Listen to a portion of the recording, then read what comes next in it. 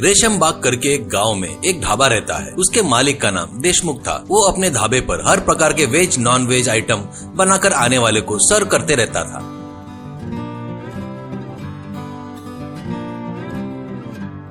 वहाँ पर head cook को खुद ही कौन सा आइटम कैसे बनाना करके खुद वहाँ पर खड़ा रहकर उनको बताते रहता था। देशमुख का लड़का पंकज कोई काम धंधा न करते हुए खाली पीली घूमते रहता था। दोस्तों के साथ शराब पीना, ताश खेलने के सिवा कोई काम नहीं करता था। माँ बाप कितना समझाए तो भी उसे कोई फर्क नहीं पड़ता था।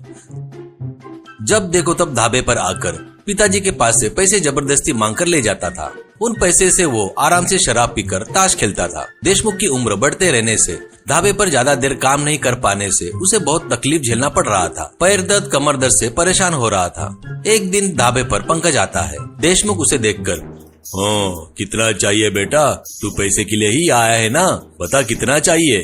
वो, नहीं पिताजी, मैं पैसों के लिए नहीं आया हूँ। इतने दिनों से जो मैं गलती कर रहा ना, मैं जान गया हूँ। अब से अपना ढाबा मैं ही देख लूंगा।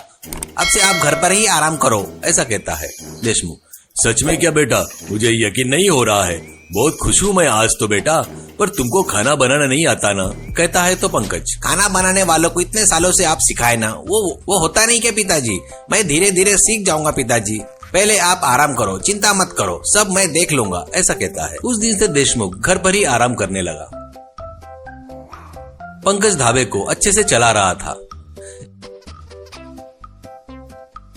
एक दिन रात में पंकज के दोस्त ढाबे पर आते हैं। पंकज, अरे अब अपन अपना प्लान शुरू करने का समय आ गया है, काम शुरू करेंगे क्या, कहता है। वो लोग ठीक है करके सब लोग मिलकर ढाबे के नीचे एक बड़ा गड्ढा खोदते हैं। वैसे वो लोग ढाबे के नीचे एक अंडरग्राउंड स्विमिंग पूल बनाते हैं। उसमें जाने के लिए जमीन पर एक दरवाजा बनाकर वो किसी को न दिखे वैसा उस पर खटिया रखते हैं।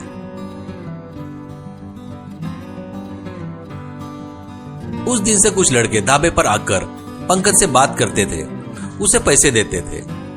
वो उनको लेकर इधर उधर देखकर खटिया उठाता था। वो लोग दरवाजा खोलकर नीचे जाते थे। नीचे पंकज के दोस्त उनको शराब, नशीले पदार्थ देते थे। वैसे वो लड़के तैरते हुए, शराब पीते हुए, नशीली दवाइयां भी पीते थे।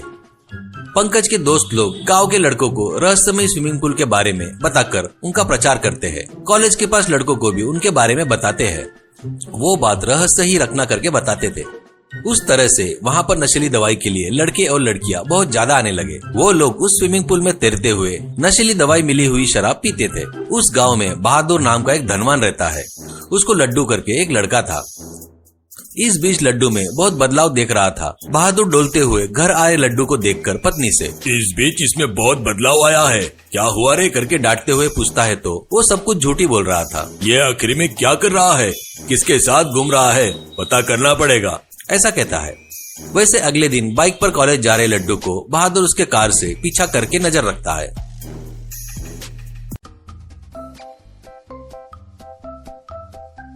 कार कॉलेज के सामने रखकर जो चल रहा था वो देख रहा था। क्लास में 1 घंटा होने के बाद लड्डू जल्दी जल्दी बाहर आकर बाइक से कहीं जाता है। बहादुर उसके पीछे जाता है। बाइक ढाबे के पास आती है। लड्डू पंकज से कुछ बातें करके उसको पैसे देता है। पंकज इधर उधर देखकर खटिया उठाता है। लड्डू दरवाजा उठाकर नीचे की ओर चला गया। बहादुर तुरंत पुलिस को फोन लगाता है। सर, यहाँ पर एक जगह नशीली दवाई मिलने वाली जगह मुझे दिखी है, इसलिए मुझे शक हो रहा है, आप तुरंत यहाँ पर आ जाओ, ऐसा कहता है।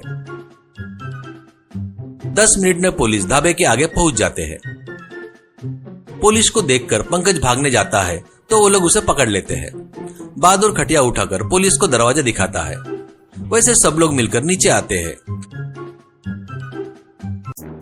वहां पर नशे में झूम रहे लड़के लड़कियां पुलिस को देखकर घबरा जाते हैं।